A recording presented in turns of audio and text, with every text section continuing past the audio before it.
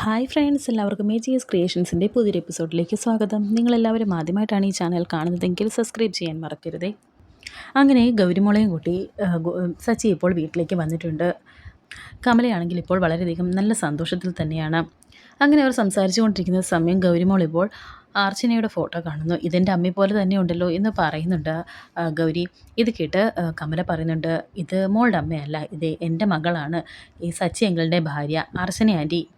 പക്ഷേ ഇതെൻ്റെ അമ്മയെപ്പോലെ തന്നെയുണ്ടല്ലോ എന്ന് ഗൗരി വീണ്ടും പറയുമ്പോൾ സച്ചിയും കമലയും ആദ്യം ഒന്ന് മിണ്ടാതെ നിൽക്കുന്നുണ്ട്. എന്നിട്ട് പറയുന്നുണ്ട്, ഒരാളെ പോലെ ലോകത്ത് രൂപസാദൃശ്യമുള്ള ഒരുപാട് പേരുണ്ട് എന്നൊക്കെ സച്ചി പറഞ്ഞ ആ ഫോട്ടോ ഇപ്പോൾ മേടിച്ച് വയ്ക്കുന്നുണ്ട്. ഈ സമയം അനഘയും സ്നേഹയും കൂടി കഴിക്കാനായി പലഹാരങ്ങളും ചായയും ഒക്കെ കൊണ്ടുവരുന്നുണ്ട്.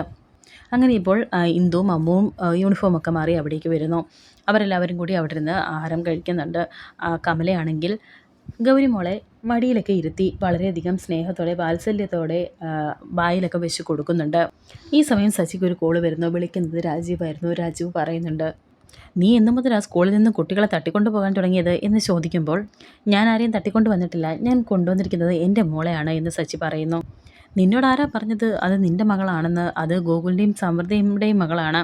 സ്കൂളിൽ നിന്നും വിട്ട കുട്ടിയെ നിർബന്ധിച്ച് കൂട്ടിക്കൊണ്ട് പോയിട്ട് നീ എന്നോട് ന്യായം പറയുന്നോ എന്നൊക്കെ ചോദിച്ചപ്പോൾ രാജീവ് സച്ചിയോട് ദേഷ്യപ്പെടുന്നുണ്ട്. എൻ്റെ മോളെ കാണണമെന്നുള്ള ആഗ്രഹം എനിക്കുമില്ലേ എന്നൊക്കെ സച്ചി ചോദിക്കുമ്പോൾ രാജീവ് പറയുന്നുണ്ട്, നിന്നെ ഞാൻ ലോക്കപ്പിൽ കൊണ്ടിടും, 1 മണിക്കൂറിനുള്ളിൽ ഗൗരിമോളെ വീട്ടിൽ കൊണ്ടാക്കിയിരിക്കണം എന്നൊക്കെ പറയുന്നു. ഇല്ലെങ്കിൽ ഞാനങ്ങ് വരും, എന്നെക്കൊണ്ടത് ചെയ്യിപ്പിക്കരുത് കേട്ടോടാ എന്നൊക്കെ പറഞ്ഞ് രാജീവ് ദേഷ്യപ്പെടുന്നു. ഇത് കേട്ട് സച്ചിക്ക് ആകെ ദേഷ്യമാകുന്നുണ്ട്.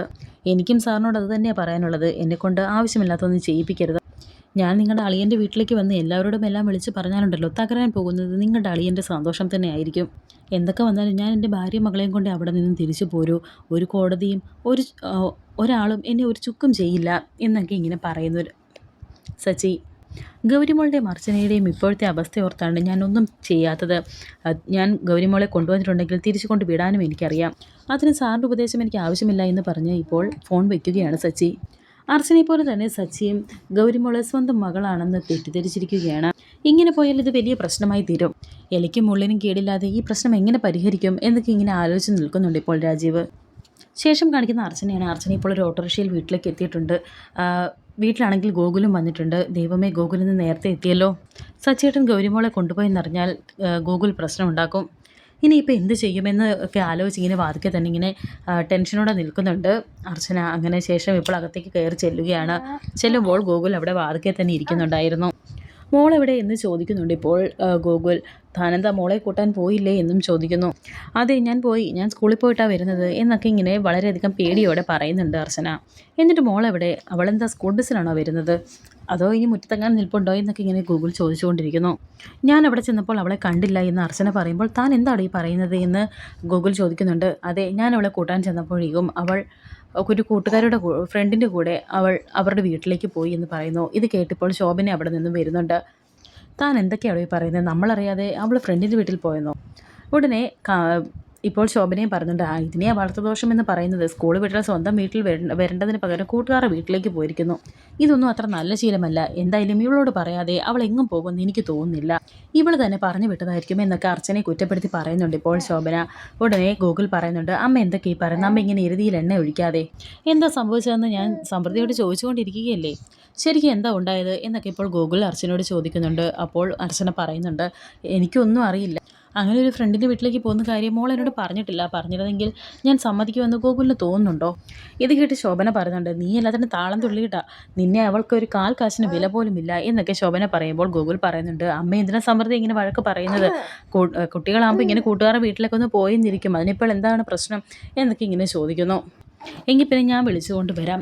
അവൾ ഏത് ഫ്രണ്ടിൻ്റെ വീട്ടിലേക്കാണ് പോയത് എന്നിങ്ങനെ ഗൂഗിൾ ചോദിക്കുമ്പോൾ, അത് പിന്നെ എന്ന് പറയുമ്പോൾ അതൊന്നും എനിക്കറിയില്ലേ എന്ന് ചോദിക്കുന്നുണ്ട് ഗൂഗിൾ. ഈ സമയം സച്ചി ഇപ്പോൾ പുറത്ത് ഗൗരി മോളെ കൊണ്ടുവിടുന്നുണ്ട്. എങ്കിൽ മോൾ ഇറങ്ങിക്കോ, മോൾ ഹാപ്പിയാണോ എന്നൊക്കെ ചോദിക്കുന്നുണ്ട് സച്ചി.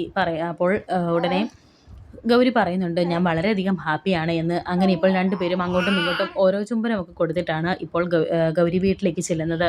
മോൾ ഇത് എന്ത് പണിയാണ് കാണിച്ചത്? ഫ്രണ്ടിൻ്റെ വീട്ടിൽ പോവുകയാണെങ്കിലും ഒന്ന് പറഞ്ഞിട്ട് പോകണ്ടേ എന്ന് അർച്ചന ചോദിക്കുന്നു ഗൗരിയോട്. മോളെ വിളിക്കാൻ അമ്മ സ്കൂളിൽ വന്നത് അറിഞ്ഞില്ലേ? പറഞ്ഞിരുന്നെങ്കിൽ ഇങ്ങനെ ഒരു വരവ് ഒഴിവാക്കാമായിരുന്നല്ലോ എന്നൊക്കെ ഗോകുൽ പറയുമ്പോൾ ഗോകുലിൻ്റെ അടുത്തേക്ക് ചെന്നിട്ട് ഗൗരി പറയുന്നുണ്ട് ഇത് ഞങ്ങൾ നേരത്തെ പ്ലാൻ ചെയ്തതൊന്നുമല്ല അച്ഛാ.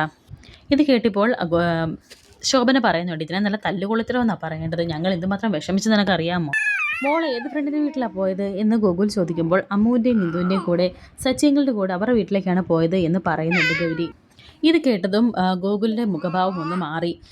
വളരെയധികം ടെൻഷനോടെ തന്നെ നിൽക്കുന്നുണ്ട് അർച്ചനയും. അതാ സച്ചിയുടെ വീടല്ലേ?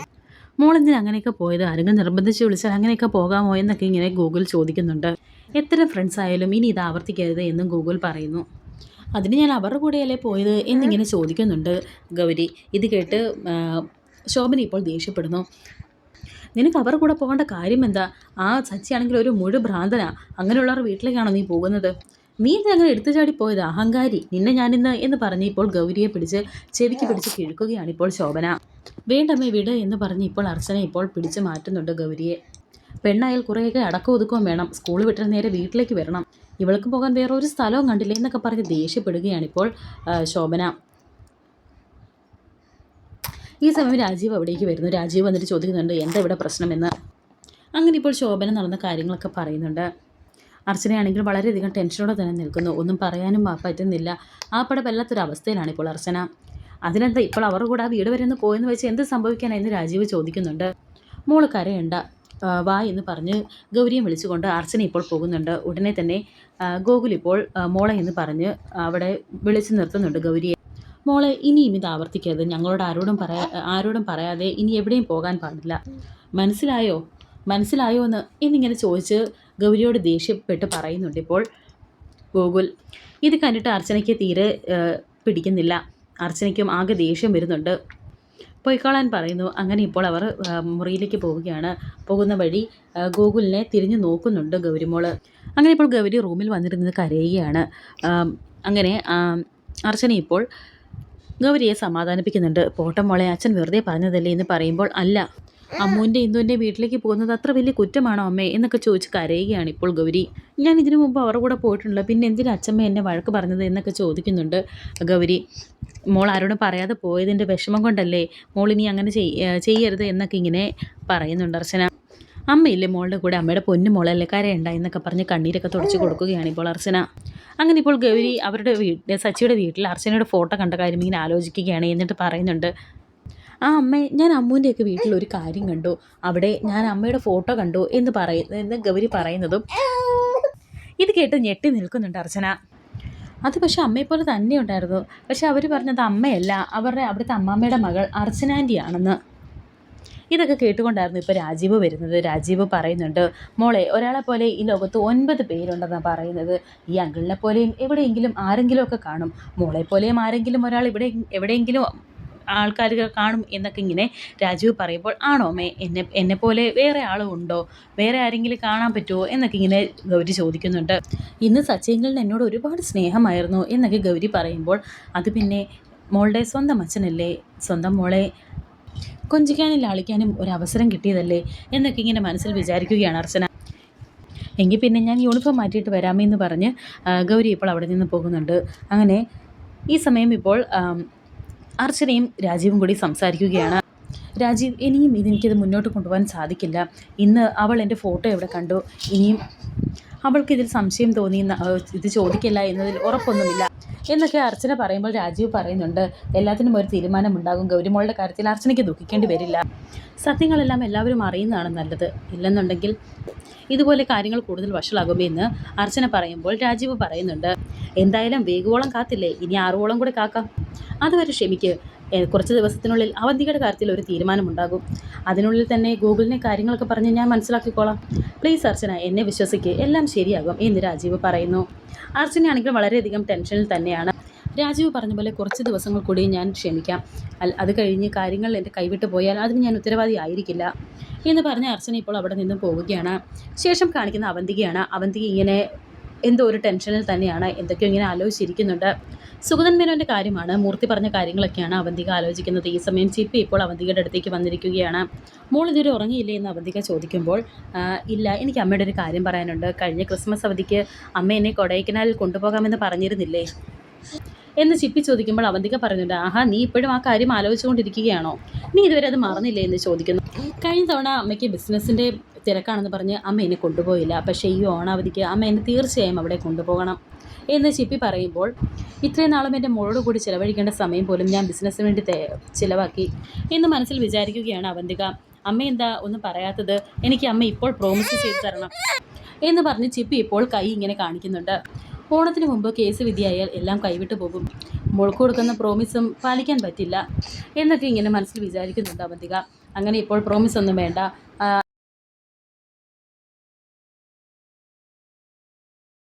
കിടക്കുന്ന അവന്തിക പറയുമ്പോൾ, എനിക്ക് അമ്മയുടെ മടിയിൽ കിടന്നാൽ മതി എന്ന് പറഞ്ഞ് ചിപ്പി അവന്തികയുടെ മടിയിൽ കിടക്കുകയാണ്.